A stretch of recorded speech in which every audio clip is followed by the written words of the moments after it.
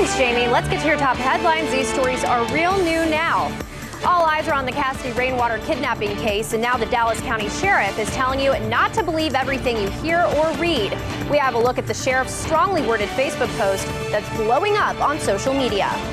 And a stabbing at Mercy. What we know so far about the attack that led to a lockdown at Mercy Hospital this morning.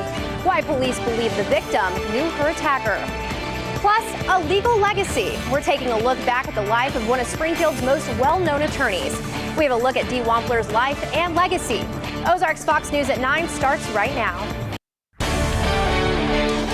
Real, new, now.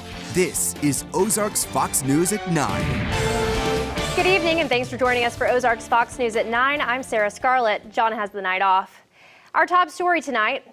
Hundreds of Cox Health employees could soon be without work if they don't get vaccinated.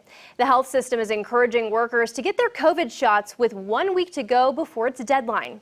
Our Mike Landis joins us with more on what's ahead for Cox Health and the employees. Mike. Well, Sarah, Cox Health employees were told back in August they had until next week, October 15th, to get those shots. Now, the 8% who are still unvaccinated as of today represent almost 1,000 employees.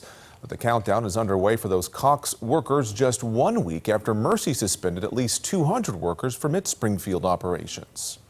Everyone has had a month and a half to get it done.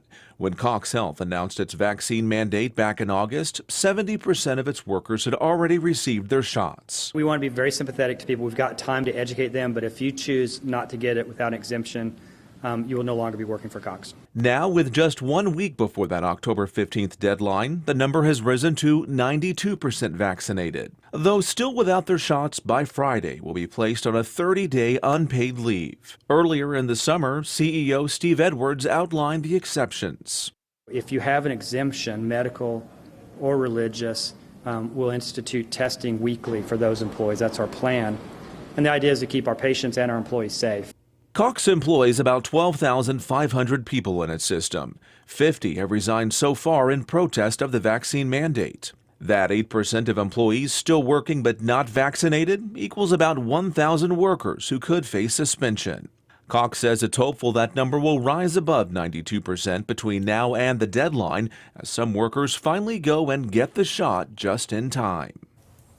Cox told us it's hopeful a lot of those employees will get those vaccines between now and that deadline. Now, aside from this, the system has been boosting its employment numbers. In fact, it told us since August, it's hired 850 new employees. Sarah? Thanks, Mike. New at 9 tonight, a woman from Phelps County is missing, and the Sheriff's Department is asking for your help looking for her. Police say April Werner was last seen in Phelps County on October 5th. She also is known as April Saunders and may be driving a black 2011 Ford Escape with Missouri license plates. Reports say she's 5'8" with blonde hair and blue eyes. Anyone with information is asked to contact the Phelps County Sheriff's Department. Putting crime in focus tonight, a Mercy employee is in serious condition after a man stabbed her this morning. The attack happened inside Mercy's surgery center, and while the main hospital is now open, the surgery center was closed for the day. Police say this was a domestic situation. The victim and the suspect are currently in a relationship or had been before. We're open to everyone all the time, and unfortunately, incidences can happen in our facilities, and they're just not always preventable. So we do our very best to keep everyone safe, but because of the nature of healthcare and welcoming the community for care 24/7, these things just sometimes happen, unfortunately. Springfield police tweeted around noon that the suspect was in custody. Mercy says the employee is in serious condition and is asking for prayers. We'll continue to bring you updates on her condition as we receive them. Well, a steady stream of reaction today after a Facebook post by the Dallas County Sheriff regarding the Cassidy Rainwater disappearance called all the rumors, quote, crap. Last night, the sheriff said the reason only a limited amount of information has been released is because of the criminal justice system process. He also said that people are not entitled to a play-by-play of the investigation, and if they wanted to know, the department is hiring. 2 men have been arrested in connection with the kidnapping of Cassidy Rainwater, but there is still no confirmation on her whereabouts. Hundreds of people have commented on the post, some supporting the sheriff's department, while others are still questioning the limited amount of information being released. In local news tonight, last night, D. WAMPLER, the longtime Springfield attorney, died in his sleep at 81 years old.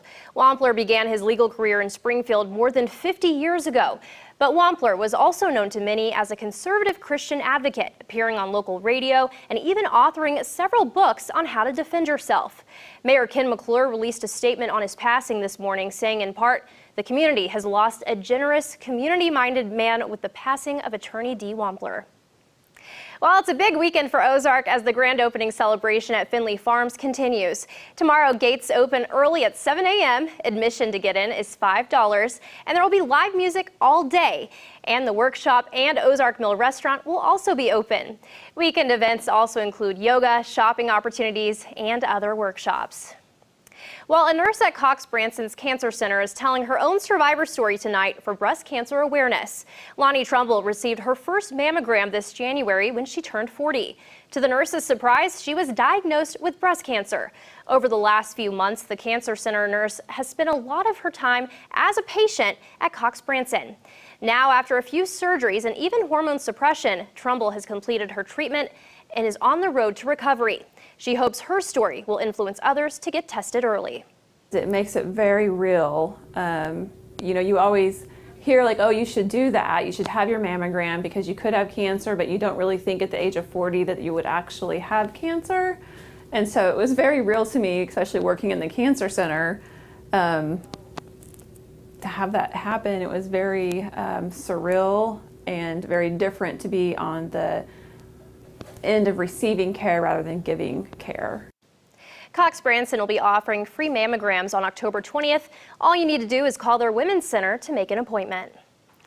A trend at 7th Street Elementary in the North Little Rock School District may have you seeing double. Cassandra Webb shows us what makes this school twice as nice. If you visit 7th Street Elementary, you may think your eyes are playing tricks on you. The reaction from the teachers are just like, didn't I just see you?